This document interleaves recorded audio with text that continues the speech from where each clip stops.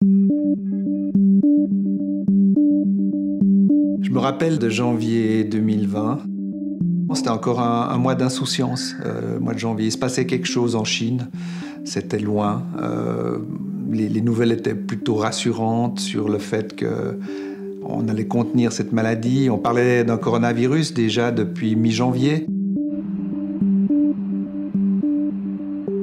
Et petit à petit, ça s'est rapproché plus proche de chez nous, en Italie.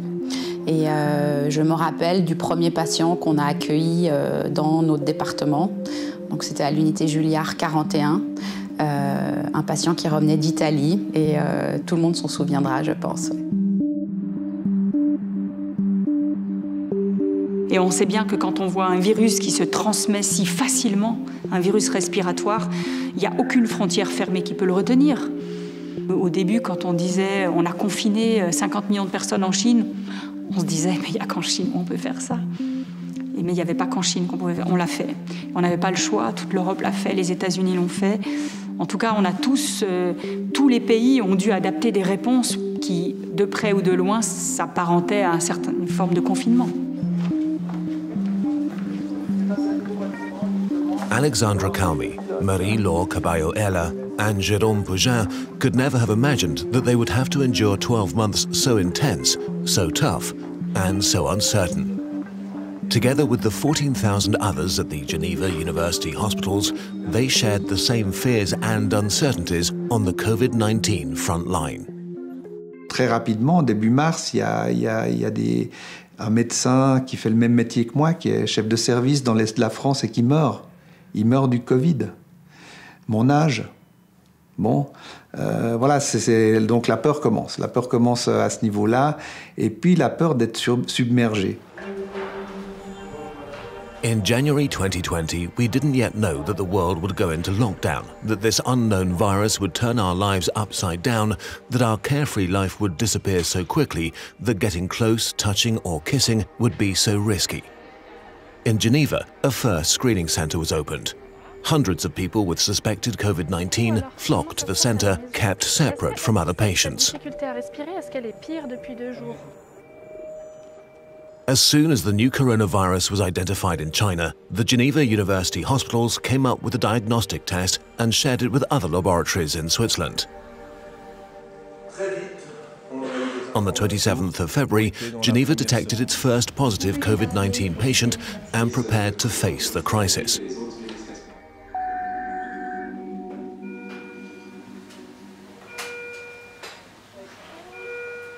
L'arrivée des tout premiers patients donc aux soins intermédiaires, c'était vraiment le tout début. Et il a fallu s'adapter super vite. On ne savait pas encore exactement comment les patients évoluaient. Et on s'est assez vite rendu compte que les patients pouvaient se dégrader très rapidement. Donc c'était ça qui a surtout été très étonnant et assez inquiétant. Et d'apprendre au fur et à mesure à comprendre, à connaître cette maladie. Et voilà, ça c'était beaucoup de questionnements au début. On March the 11th, the WHO, the World Health Organization, declared the spread of the disease a pandemic. The word is strong. It reflects the state of the world. In just a few weeks, all the divisions at the Geneva University hospitals were transformed. Every half-day, crisis meetings were held to coordinate all emergencies and admissions in real time. The hospital was soon transformed into a COVID hospital. Ce qui m'a étonné le plus, c'est vraiment la rapidité à laquelle on a ouvert étage après étage. Et puis rapidement, on avait une unité, puis 2, puis 3, plus 4, plus 5. Et puis finalement, tout le bâtiment a été mangé par les patients Covid. Il est à fébrile. Oui. Ouais. Je dois dire que j'ai regardé ce virus comme tout le monde au départ. On a été un peu stupéfait par cette vague qui est montée comme ça en quelques semaines. Donc là, on s'est fait un peu prendre par la vague et puis on avait le nez dans le guidon. C'est-à-dire que dans la première vague, franchement, on était nuit et jour à l'hôpital, beaucoup d'entre nous. Donc on l'a pris un peu en pleine face, finalement, ce virus. Nous, comme les autres, je veux dire. Les soignants, comme les patients, comme tout le monde. Je suis venu ici le lendemain Je crois qu'on m'a changé d'unité. Et après, je me souviens plus parce qu'ils ont dû m'intuber. C'est là que c'était la descente aux enfers. Je faisais des rêves dans les rêves et je sentais que ma capacité de vivre, ça me nuisait. Il ne me restait plus grand-chose. Donc, à mon avis, ils m'ont sorti par les poils. Et je leur en serai toujours très reconnaissant. Vraiment, il se lève facilement, c'est vraiment très. Très bien. À plus tard. Ok, merci. À tout à l'heure. Je fais de la médecine humanitaire depuis plus de 30 ans dans des pays en guerre ou dans des pays à très faibles ressources où il y a des épidémies. La tuberculose, bien sûr, la typhoïde, le choléra. Donc, moi, j'ai jamais tellement craint pour moi-même. Mais là, je trouve que le Covid, ça a quelque chose de très sournois. C'est un virus qu'on ne connaît pas, qu'on ne maîtrise pas. La preuve, où est-ce qu'on en est? Est-ce qu'il n'y aura pas un rebond dans 2 mois? C'est mieux quand même si c'est un peu très bien fait. Hein. Je peux faire autre chose pour vous? Mais la bonne nouvelle, on m'a dit que je n'étais plus porteur du virus. C'est juste. Ah, ça me fait plaisir. Ouais. Oui. C'est une bonne nouvelle. Donc je suis libre de l'attraper une 2e fois.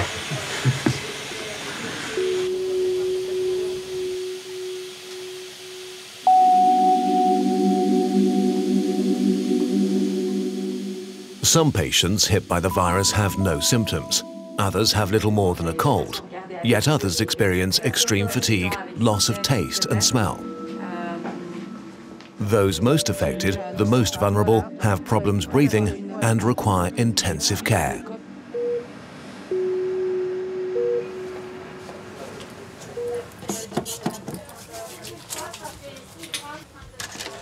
Le côté peur, il est présent.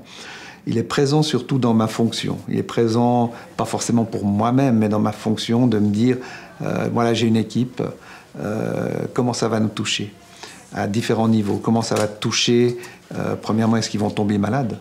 Est-ce qu'on va avoir 30-40% d'absence ou d'absentéisme, on dit, parmi les soignants? Est-ce qu'il y a des soignants qui vont être malades au point de devenir des patients dans mon service? Voilà, ça c'est venu très vite à mon esprit. Est-ce qu'il y a des soignants de mon service qui vont mourir? Très compliqué là. Il a 70 ans, pourtant il n'est pas Tout très pile. vieux. Ouais. Pas d'antécédents sportifs. Ouais, c'est incroyable. Ouais. Mais non, pas facile. La famille, ils tiennent le coup là-bas? Ma tante, c'est difficile. Ouais, j'imagine. Ouais, c'est un peu compliqué. On peut faire quelque chose? On croise les doigts. Puis... Quand ça commence, on est en train de monter des Legos comme ça, à faire une sorte de tour en Lego avec, on appelle de l'aide, on double, plus que double le nombre de personnes qui vont travailler aux soins intensifs. Et on n'a aucune idée de quand va s'infléchir cette vague. Alors on espère bien sûr que le confinement qui a eu lieu assez rapidement, je dirais, en Suisse, va permettre d'écrêter cette vague et que finalement on va aller vers une redescente. On attendait des mesures parce qu'on s'est dit s'il n'y a pas de mesures qui vont venir, on ne va pas tenir. On ne peut pas sans cesse travailler dans un hôpital en état de crise. C'est pas possible. Donc il faut que les mesures politiques arrivent suffisamment vite pour que l'hôpital puisse travailler normalement. Bonjour madame, je suis Karima, aide-soignante du service. On va vous installer dans la chambre. Bonjour. Vous êtes resté quelques semaines avec nous. Ouais. Quelques semaines? Oui. Oui, dans notre service. Avant, vous étiez aux soins intensifs. Hein? Vous êtes resté 3 semaines aux soins intensifs. Vous n'avez pas de souvenirs, vous m'avez dit. Après, vous êtes venu chez nous. Et puis hier, on a enlevé la canule. Tout va bien. Vous avez été malade le 23. Vous êtes arrivé à Genève le 28 mars. Par hélicoptère depuis Mulhouse. 28? Oui. Je crois 12 jours je suis dans ça, 26. Mais déjà à Mulhouse, vous avez perdu la conscience. D'accord? C'est pour ça que vous ne vous souvenez pas. Ok? Tout bon, comme on dit chez nous. Tout bon, hein, madame? Merci beaucoup, vous êtes gentille. Vous regardez, vous travaillez bien. C'est gentil. J'ai dormi comme personne, comme elle est morte. Je ne me souviens rien. Même pas comme je suis réveillée. Je dis, je regarde, je suis où.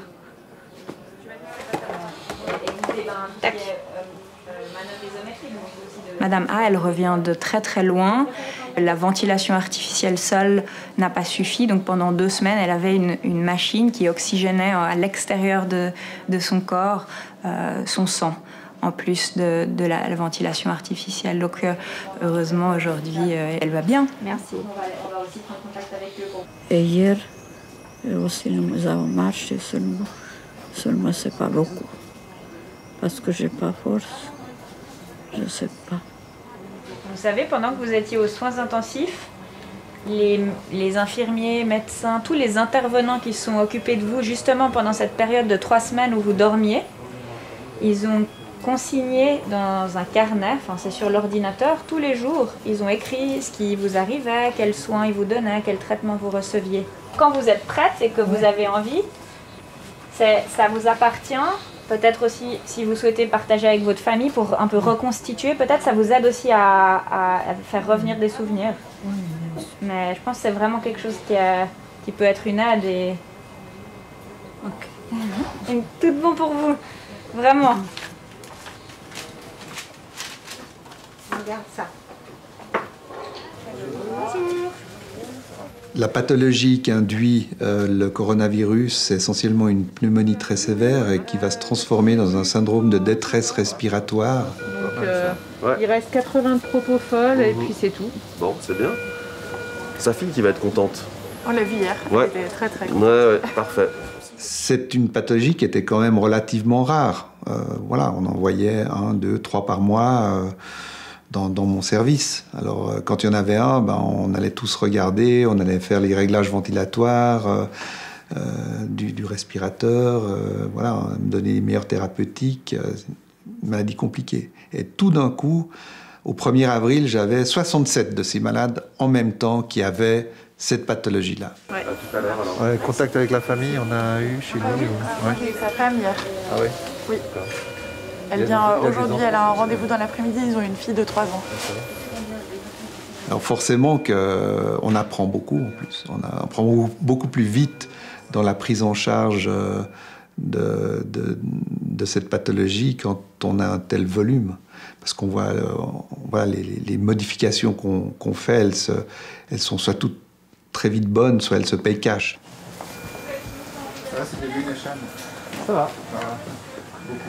En même temps, on a envie d'avancer, on a envie de le réveiller, on a envie qu'il respire tout seul, mais d'un autre côté, souvent c'est un moment, ils tombent de la lune, ces patients, ils ne savent pas où ils sont, ils ne comprennent pas, ils s'agitent et ils se désynchronisent par rapport au ventilateur, et des fois ça nous prend une journée pour les restabiliser avec ces asynchronies par rapport au ventilateur. C'est-à-dire, lui, il veut respirer comme ça, nous, on veut qu'il respire comme ça, puis on n'est pas trop d'accord, voilà. Donc il faut y aller gentiment et c'est pour ça qu'il a aussi des drogues qui le permettent d'atterrir. On dit, dans notre jargon, on va l'aider à atterrir avec certains sédatifs qui permettent justement cet atterrissage un peu en douceur.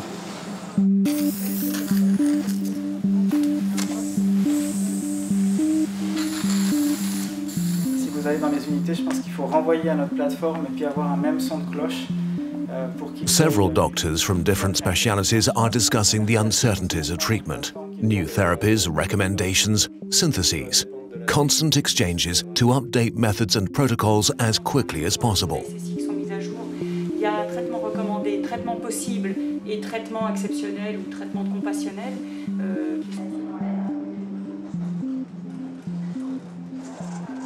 Donc là, vous êtes dans le couloir principal du bloc opéra qui habituellement, il y a des tables d'opération et des équipements pour les opérations. Et il y a pas mal de monde habillé en bleu. Au bloc opératoire, c'est la première fois que j'ai eu peur. On n'est pas forcément au courant de tout, mais quand on nous demande de vider un bloc opératoire, et après par la suite vider un autre bloc opératoire, et après par la suite on nous parle déjà du plan 3, c'est-à-dire vider encore un autre bloc opératoire, on se dit qu'est-ce qui se passe? C'est un des blocs qu'on a dû vider rapidement pour pouvoir accueillir des patients Covid. Donc quand j'ai dit vider, c'est enlever tous les équipements des salles d'opération Donc on a fait ça en 3 jours. Moi j'ai le sentiment que voilà, on est au top niveau de la santé, de la capacité pour faire face à des situations un peu critiques. Et là, cet ennemi invisible nous a mis vraiment, nous a fait vraiment penser, est-ce qu'on va y arriver? Donc juste pour que vous réalisiez la tâche qu'on a dû faire en urgence, donc on a dû mettre un peu les équipements, éparpiller un peu les équipements dans les locaux qu'on avait parce que les équipements qu'on a, ils prennent beaucoup de place. Et l'hôpital a changé. L'hôpital, notre conseiller fédéral parlait d'un salto arrière, d'un mammouth.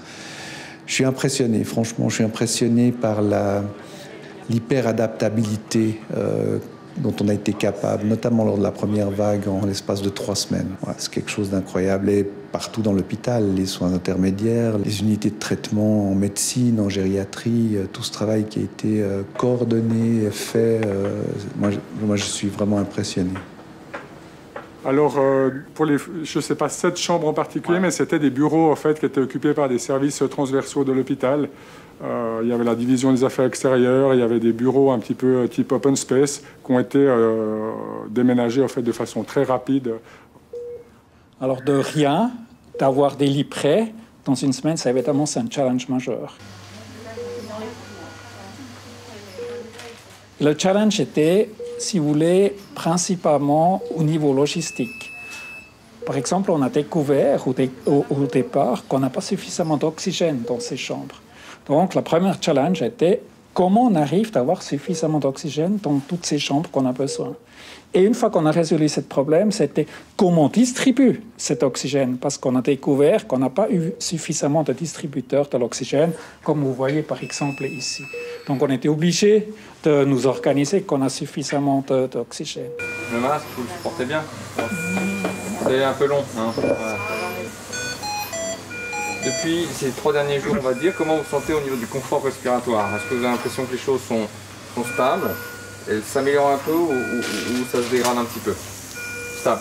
Et le troisième élément qui était très très difficile, c'était, c'est pas uniquement distribuer l'oxygène, il devrait être aussi appliqué aux patients et de manière adéquate. Donc on a eu besoin des machines, en fait des ventilateurs, qui étaient fort heureusement pour nous livrés par l'armée suisse et qui nous a permis d'oxygéner les patients de manière adéquate.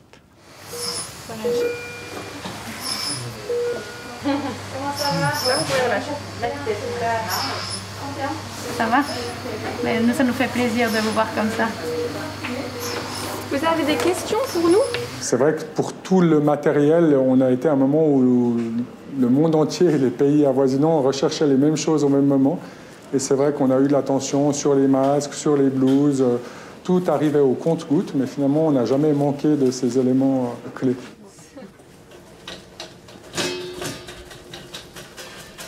Alors, il faudrait des blouses vertes, s'il te plaît. Un carton complet, il y en a 100 dedans. Hein.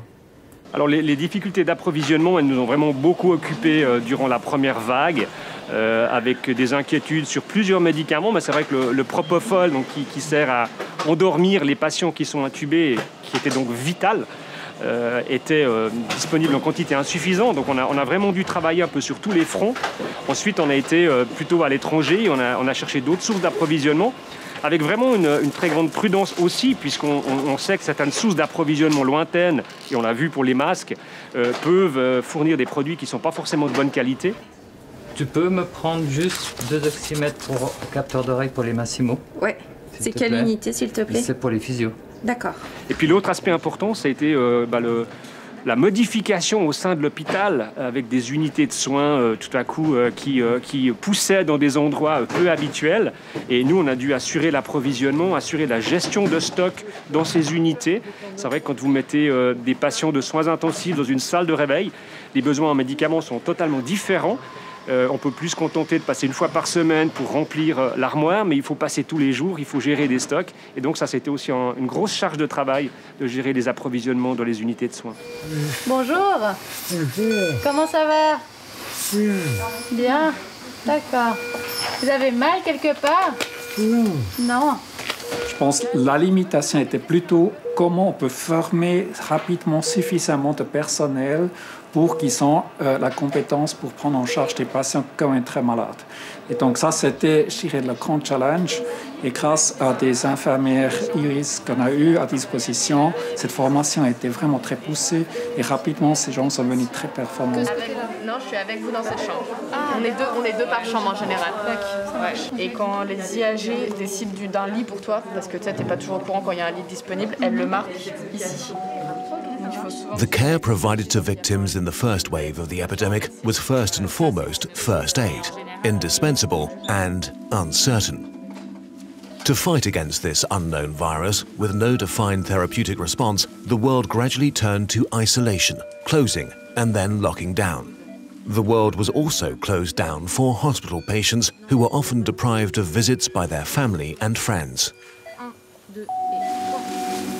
Attendez, voilà, changement de main. Vas-y, allez-y. Tu me dis quand tu l'as. C'est sur ma main, parfait. Tu l'as? C'est bon. Moi je te vois. C'est bon. Mais j'avais cette auscultation-là. À mon tour de lit. Ouais, alors moi ça n'a rien à voir avec ce que j'ai ausculté tout à l'heure, ça va beaucoup mieux. The hospital is on the front line. In Geneva, like elsewhere, clapping to say thank you reverberated loudly every single day during the first wave. Spontaneous and repeated applause at the same time every evening.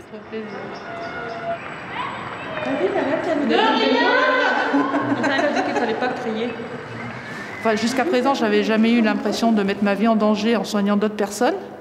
Et là, pour la première fois, oui, j'ai eu peur, en fait. Et je me dis qu'on fait quand même un métier à risque et qu'il n'y a pas de compensation par rapport à ça, parce que ça n'existe pas. En fait, on fait ce métier parce qu'on l'aime et sinon, il ne faut pas le faire, quoi.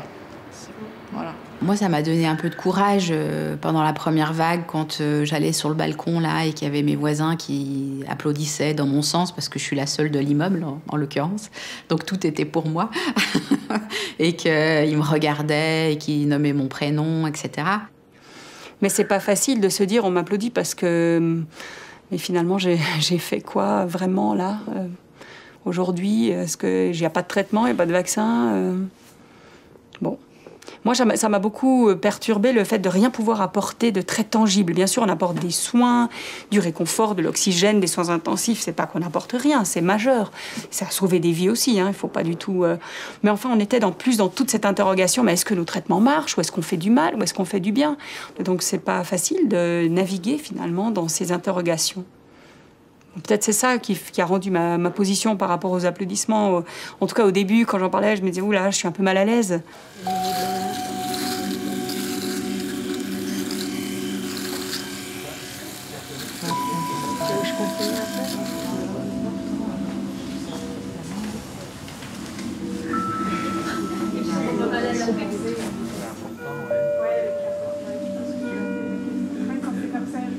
At the height of the first wave in early April 2020, more than 550 people with COVID-19 were hospitalized at the HUG.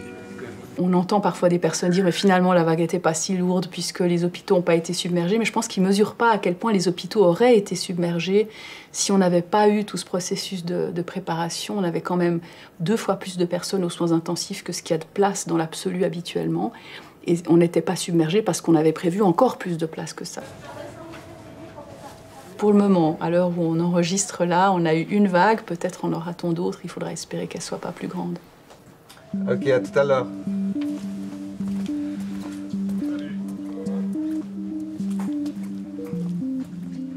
Les traitements, ça a été une grande déception. On a essayé des choses. C'est vrai que parfois, on a misé sur des molécules. On a essayé de traiter avec des molécules qui, après, se sont avérées non efficaces.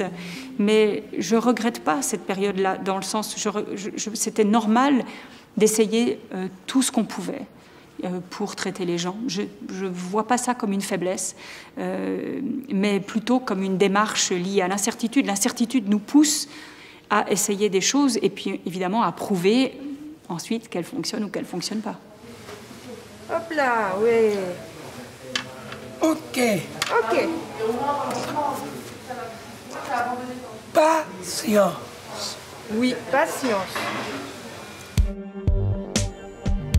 By June 2020, there had been over 500,000 COVID-19 deaths worldwide. Summer was coming. The first wave was behind us. The tension dropped slightly. The hospital gradually began to resume its true role, but the return to normal was still an illusion.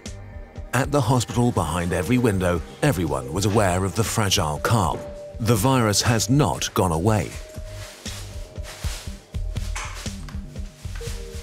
Et puis là, on se retrouve dans une journée de tous les jours. C'est comme si rien ne s'était passé, puis qu'on se retrouvait de nouveau, comme avant l'épidémie, à venir travailler au bloc opératoire, à revoir nos amis chirurgiens, à commencer la journée. On a l'impression que les oiseaux chantent, qu'on va aller chercher notre baguette de pain, et puis qu'en fait, rien ne s'est passé. Et puis au fond de nous, on se rend compte qu'il y a quelque chose qui ne joue pas, et qu'on est en fait toujours avec cette épée de Damoclès sur la tête.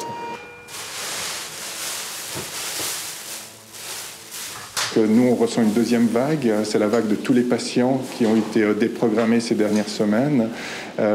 Et la hauteur de cette vague est difficile à estimer à l'heure actuelle, mais elle va être directement proportionnelle au temps qu'on va mettre à reprendre une activité à 100%. Et plus ce temps est différé, plus la vague va être élevée et plus on va avoir de difficultés à absorber ces patients supplémentaires, sachant qu'en temps normal, on travaille à flux tendu et qu'on a très peu de marge de manœuvre pour absorber des patients supplémentaires. Donc pour l'instant, voilà, on va se lever chaque matin, on va venir faire le travail pour lequel on est formé, ça veut dire faire de l'anesthésie, soigner ces gens, prendre soin d'eux. Et puis quand il faudra qu'on arrête, on ira de nouveau prendre soin des autres patients plus graves de l'autre côté.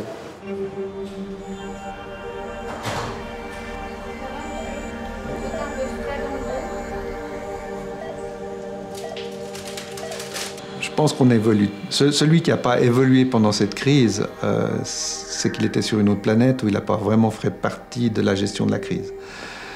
Pendant la crise, j'arrivais pas à le voir, mais maintenant, avec un peu le recul, j'arrive aussi à voir les effets bénéfiques.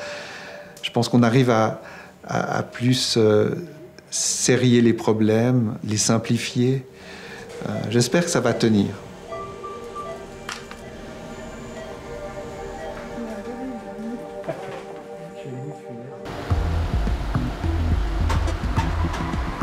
In September 2020, a second wave was on the way, and like the aftershock of an earthquake, it was inevitable. New infrastructure was installed.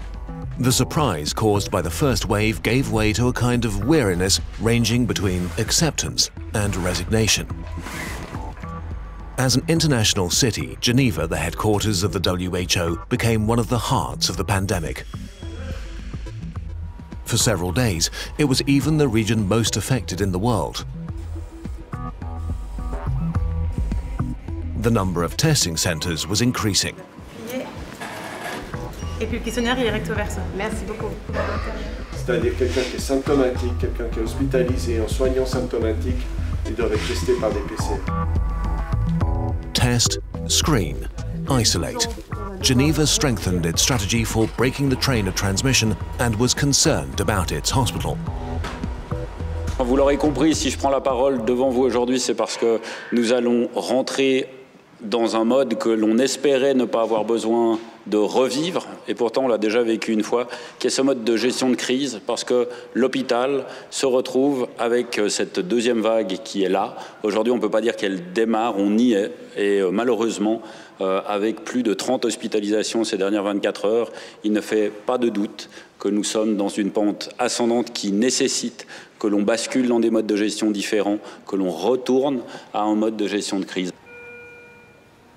The hospitals did everything they could to cope to avoid being overwhelmed. Together with them, the army and civil protection were mobilized. La première vague a déjà consolidé certains liens. La deuxième ou la seconde, certainement la dernière, les a définitivement solidifiés. Et j'aimerais vous remercier au travers notamment des rapports de coordination qui sont journaliers auxquels le commandant ou ses subordonnés participent. Les certitudes d'aujourd'hui sont les doutes de demain et vice-versa.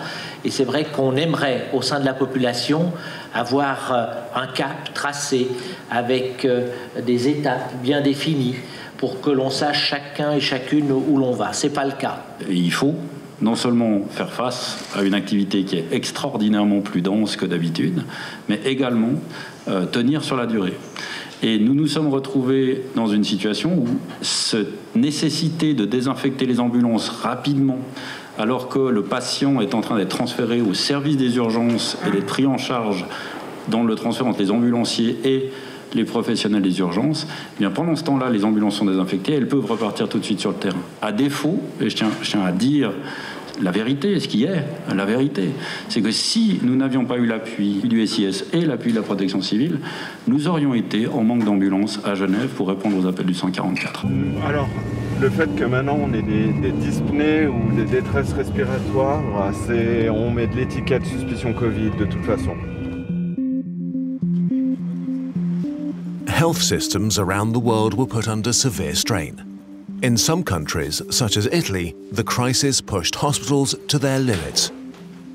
C'est très malheureux pour les Italiens et ce qu'ils ont vécu, alors en termes de traumatisme, était encore, je dirais, supérieur aux nôtres, parce qu'eux, ils ont dû faire des choses qui sont dans le domaine de l'inacceptable, clairement. Je pense qu'ils ont été dans le triage. Ils ont été dans le triage de patients qui avaient des chances de survie et qui n'ont pas pu prendre dans des structures où normalement on aurait pris ces malades-là. Et c'est ça qui était en fait pour moi la plus grande peur. La peur, c'est de devoir faire ce tri. On a un turnover extrêmement important. Vous avez ici le tableau de bord issu de la direction des opérations des HUG, où on reste, malgré le nombre important de sorties, à un nombre moyen, disons, de patients admis au HUG en tout cas, qui est de 20 par jour. Donc à partir de là, les projections sont assez menaçantes sur la fin de la semaine en termes d'absorption et de capacité hospitalière si on reste avec le dispositif actuel. Moi, je vous passe le matin. Si tu veux me laisser, je te donne tout ce que tu as besoin si tu veux. Et si vous avez besoin de moi, je rentre.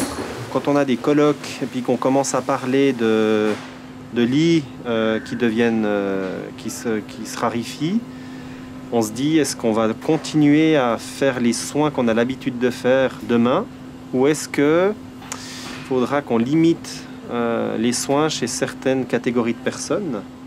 On est toujours confronté à la finitude des ressources.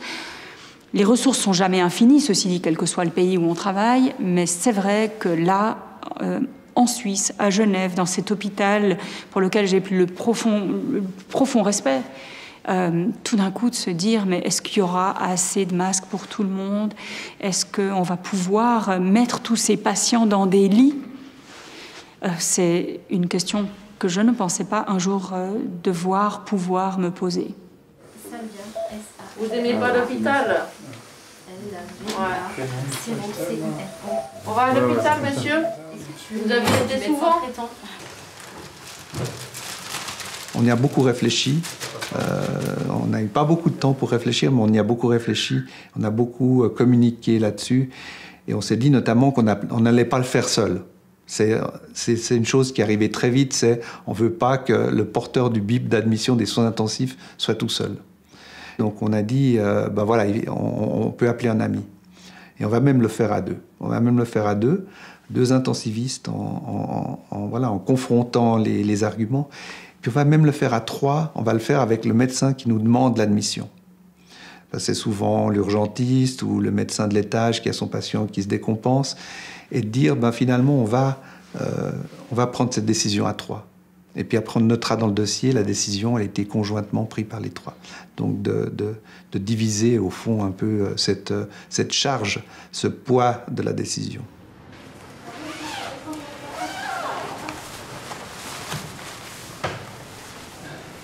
C'est important de rappeler quelques principes phares, quelques pistes, quelques balises éthiques. Et là, les deux balises éthiques principales pour le tri aux soins intensifs, qui sont rappelées dans la directive de l'Académie suisse des sciences médicales, c'est qu'on veut faire le plus de bien possible, éviter le plus de décès possible, en d'autres termes, et on veut respecter la valeur égale de la vie de chacun.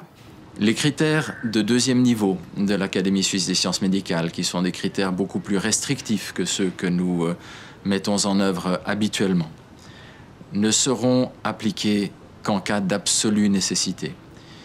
Nous l'avons déjà dit, nous faisons tout notre possible pour ne pas en arriver là. Et notamment, nous avons intensifié encore notre collaboration avec les cliniques qui prennent maintenant en charge des patients Covid, ce qu'elles ne faisaient pas auparavant. Et une coordination nationale des soins intensifs a été mise en place que nous avons déjà utilisé à plusieurs reprises en transférant des patients dans d'autres hôpitaux suisses, tout en étant bien conscients du fardeau que cela représente pour eux et pour leurs familles. C'est important que les messages soient très clairs, qu'ils soient répétés à tous les niveaux et qu'il y ait un soutien, aussi qu'on sente sur le terrain un soutien de l'institution qui va défendre ces valeurs. Quittez pas, je vous les passe, hein. On va vous donner le délai. Oui, bonjour, docteur Faro, médecin 144. Je me permets de vous rappeler, vous étiez en ligne, j'étais en ligne et puis vous avez eu ma collègue juste à l'instant. On n'a pas dit que ça volait pas, on a dit qu'il y avait une petite fenêtre et qu'il nous fallait des infos. Madame, j'entends bien que vous n'êtes pas bien, c'est normal, vous avez Covid positif. Ok, donc pas de difficulté respiratoire particulière en fait, hein, là on est d'accord. Il respire un peu vite, mais il n'y a pas de tirage. Hein. Oui, je sens que vous êtes angoissée. C'est pour ça que j'essaye de faire la part des choses, Madame Antrowski. C'est vrai que c'est pas ce qui prévaut quand on prend l'appel. On se dit pas, on a un quota de patients, oh là là, il n'y a plus de place à l'hôpital, il ne faut absolument pas que je l'hospitalise, par exemple. C'est pas comme ça qu'on nivelle. Et heureusement, on n'en est pas là. Donc c'est toujours vraiment l'état clinique qui va prévaloir. Donc on régule comme si on avait de la place et de la marge en amont. Le pilote hélicoptère dit que c'est dans les 10 minutes ou pas possible aujourd'hui. Quand il y a des patients qui sont un peu limites ou qui sont voilà, à mi-chemin, on rediscute avec eux en toute transparence, leur dire voilà, la plus-value de l'hôpital, elle n'est pas grande pour vous, peut-être qu'elle le sera dans 12 heures, dans 24 heures, on n'est pas fermé, on ne vous dit pas qu'il ne faudra pas vous hospitaliser, c'est pas immuable. Maintenant, à l'instant T, peut-être pas. Par contre, par rapport à cette oppression thoracique, est-ce que vous arrivez quand même à faire les gestes de la vie de tous les jours sans être gêné ? Pour l'instant, moi, j'ai pas envie de donner le dernier. Non, j'espère qu'on va toujours arriver à trouver des solutions, mais ça se réduit. Clairement, ça se réduit. Mais on va mettre des choses en place avant que ce soit les derniers lits, le dernier lit.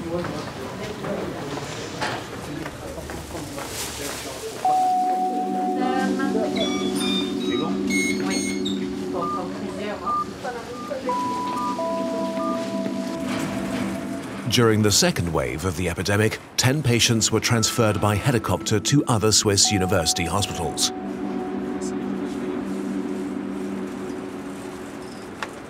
On s'est quand même un peu préparé aussi.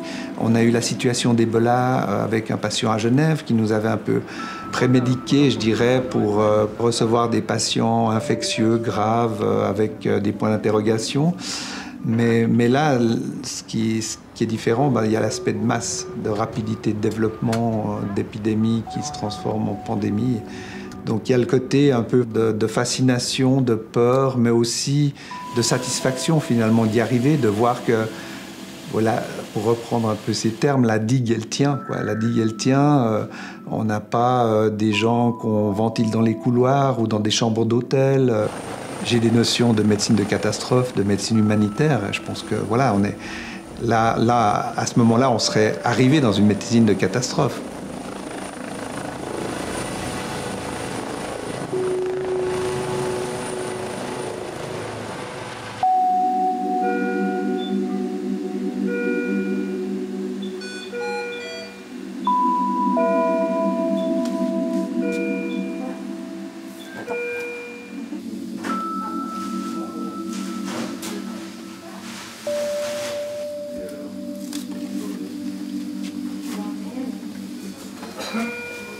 Écoutez, pratiquement toute la nuit, c'était excellent. Après 4 heures, c'est un peu descendu, mais je me suis dit, le sommeil équilibre la mesure. Alors je ne le dérange pas.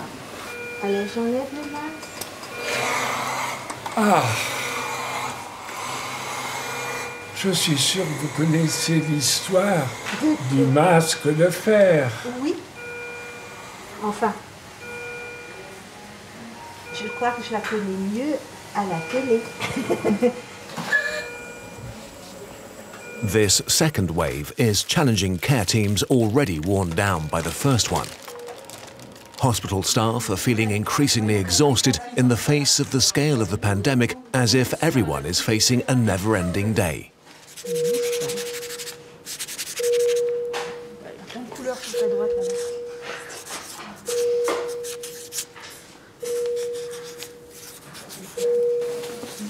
Qu'est-ce que tu fais?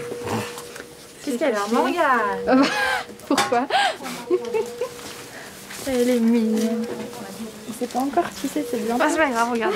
C'est dans pas longtemps. Ah non! Joyeux anniversaire! Vous êtes trop chou! Regarde, refais gâteau! Ben non! Oh, c'est trop mignon! C'est un gâteau couronne en fait, c'est que c'est un gâteau et tu peux la donner. Non, vous êtes trop chou! Merci!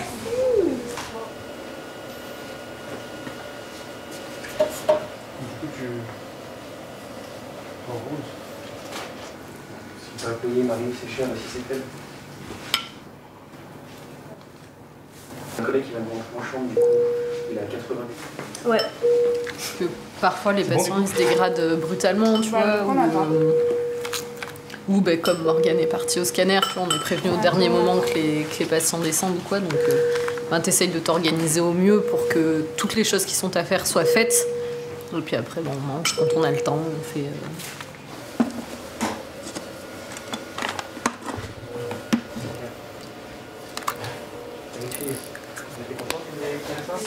C'est des patients plus angoissés parce que c'est des patients qui sont atteints du Covid, d'une maladie qu'on connaît pas très bien. Enfin, forcément, ils angoissent plus que...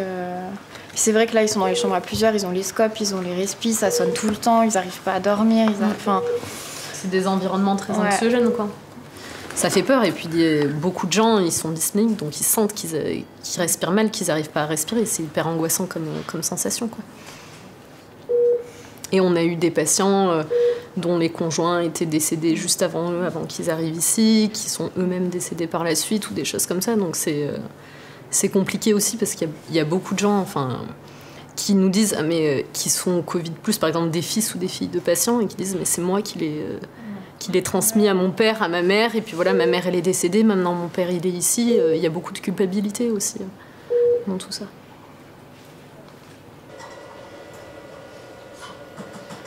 Comme des fois on a eu une semaine, 2 semaines où on n'a fait aucun décès, des fois on a eu 3 décès sur la journée, et c'est vrai que c'est un peu plus difficile forcément quand on fait ça. Quand on fait entre guillemets que ça de sa journée, ça mine un peu le moral, mais c'est normal. C'est tout à fait normal. C'est humain. Exactement.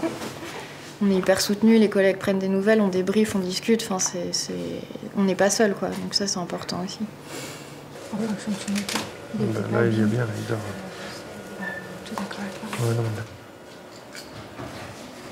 Lors de la première vague, avec les visites complètement interdites, on a dû se substituer, si on peut dire, à la famille et endosser ce rôle d'accompagnant qui était des fois très lourd à porter parce que c'était ni le choix du patient ni le nôtre. Mais voilà, on a dû prendre ce rôle-là et je pense que ça, c'est quelque chose d'unique lors de cette crise et j'espère qu'il ne se reproduira plus jamais. D'ailleurs, lors de la deuxième crise, ça ne s'est pas passé de la sorte parce que je pense que les souffrances des proches et des patients ont été énormes et on les a mesurées probablement après. On vous a mis une couverture chauffante parce que pour l'instant, vous descendez en température mais c'est normal parce que vous ne bougez pas beaucoup. Ok ? Et dans 10 minutes, vous allez avoir de la visite. Ça va vous faire du bien de voir un peu vos proches. Et puis c'est aussi ce sentiment souvent d'impuissance avec cette maladie, ce virus pour lequel on n'a pas de traitement. Et de se retrouver dans des situations où on sait que les patients vont décéder parce qu'on n'a plus rien à leur proposer, c'est difficile. Et à ce moment-là, on les accompagne, mais ce sentiment d'impuissance qui est répétitif, surtout aux soins intermédiaires, là où je suis lors de la deuxième vague, où les patients sont gravement atteints et il y en a un certain nombre, on sait qu'ils ne vont pas ressortir de notre unité. Voilà, je vous fais un petit massage. Hein. Comme ça, vous sentez un peu votre corps. Et puis ça draine un petit peu les œdèmes. La mort est présente aux soins intensifs. C'est un des endroits où on meurt à l'hôpital. C'est un des endroits où on fait beaucoup de médecine palliative. Et ça, peut-être, on ne le sait pas, on ne le sait pas assez. On n'est pas des jusqu'au-boutistes. On va donner une chance, au fond, à la vie.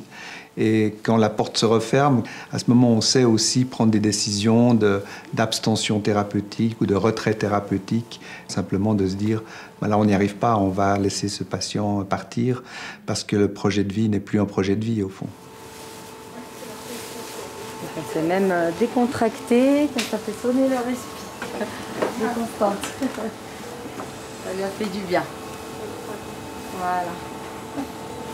À tout à l'heure, madame.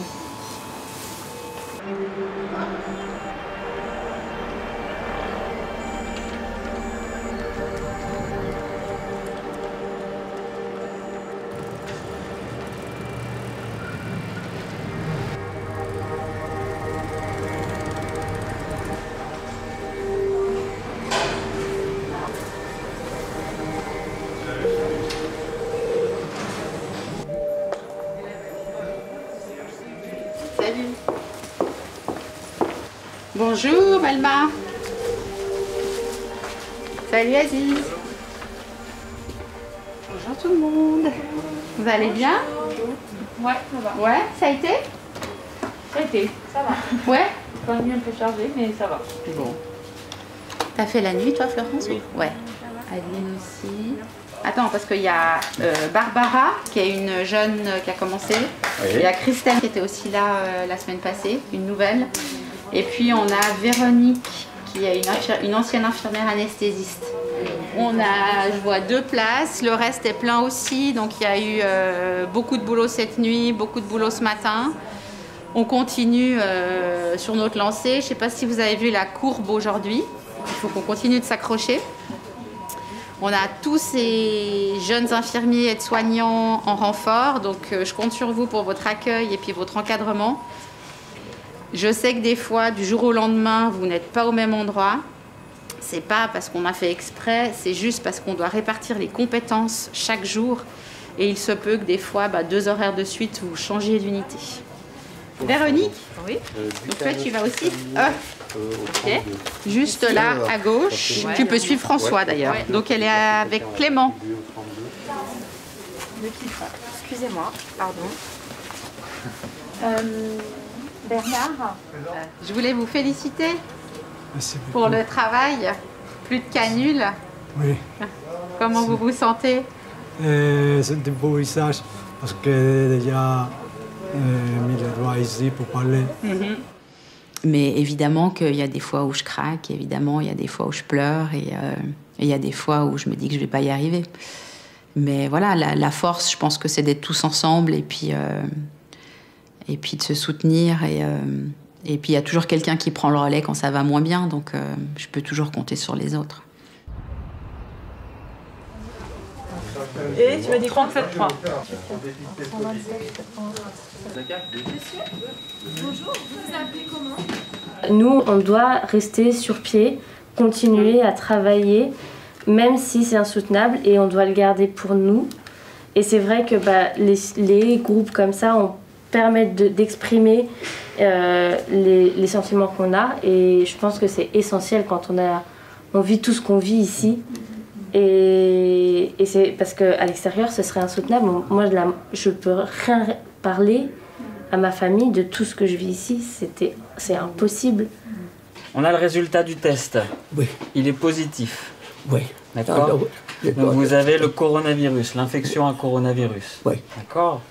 Oui. On va faire une radio des poumons. Oui. Et puis avec c'est difficile de parler à la maison. Les enfants, ça reste assez abstrait. Maman, c'est une infirmière, elle travaille au Covid, mais ça s'arrête un peu là. Et puis mes proches, aussi pour pas les apeurer complètement. Franchement, quand on rentre à la maison, on n'en peut plus de ce Covid. Donc souvent, quand je pose ma blouse, je pense plus Covid. En tout cas, j'essaye. Vous avez de la toux? Oui. Depuis quand? Depuis avant-hier. Avant-hier. Vous avez souvent des prises de sang? Oui. Ouais. Je vous mets le petit drap, hein? Oui, tu vas laisser.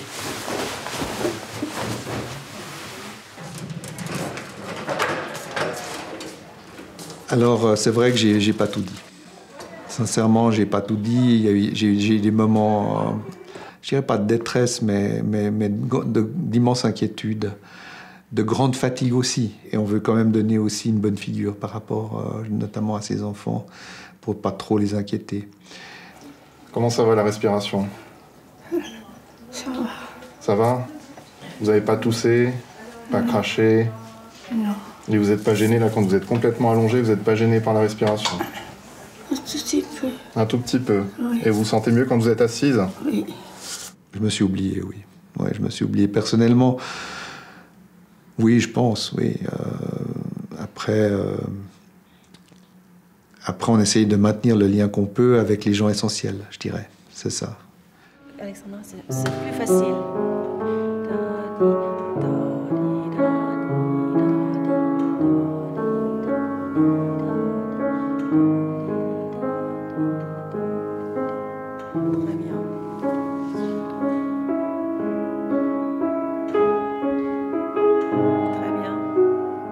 C'est ma méditation intérieure. C'est le moment où, si on a une seule pensée qui n'est pas liée à la musique, on ne peut pas jouer.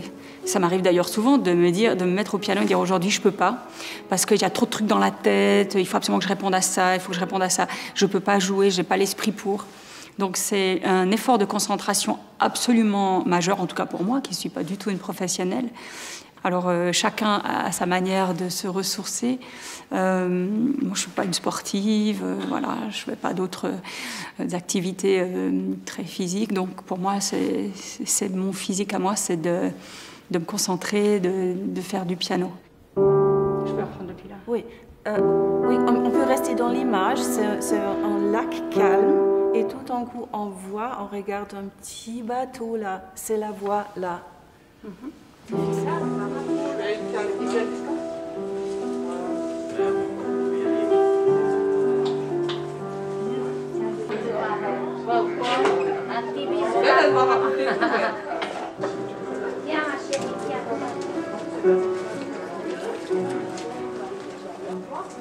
Today, December the 25th, Christmas Day.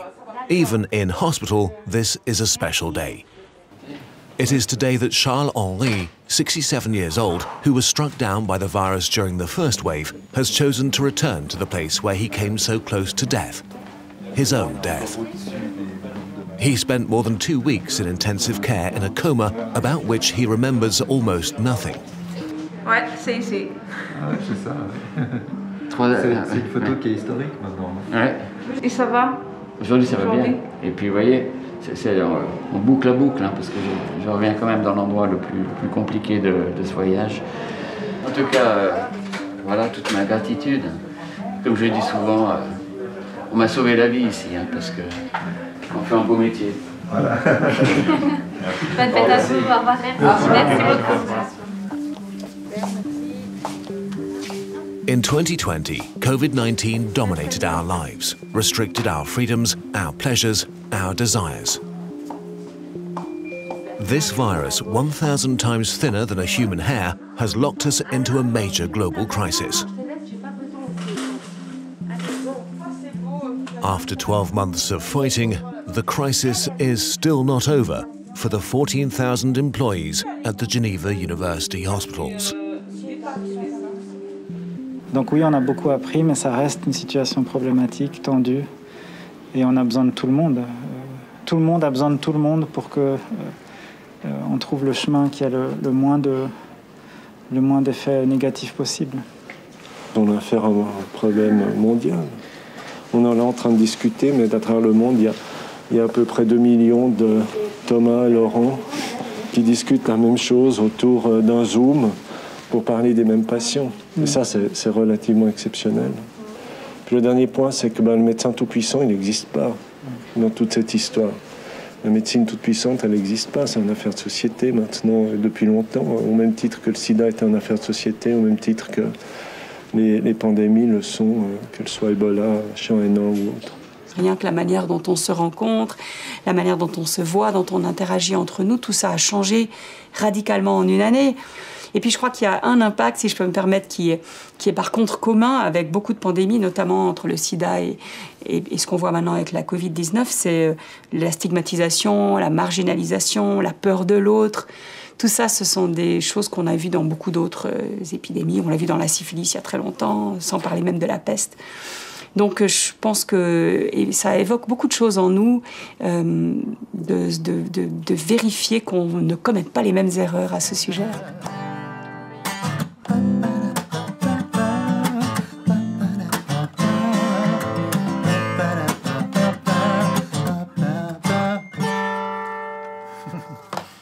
Ma femme qui m'a amené ma guitare et depuis que je joue de temps en temps et j'ai remarqué quand je chante, c'est beaucoup plus facile si je m'assois ou je suis debout. Ça bloque tout de suite la respiration. Et quand je chante, c'est beaucoup mieux. Vous pouvez mettre le dos contre la barre, voilà, contre le mur. Ça va comme ça? Et ouais, c'est la musique, je pense.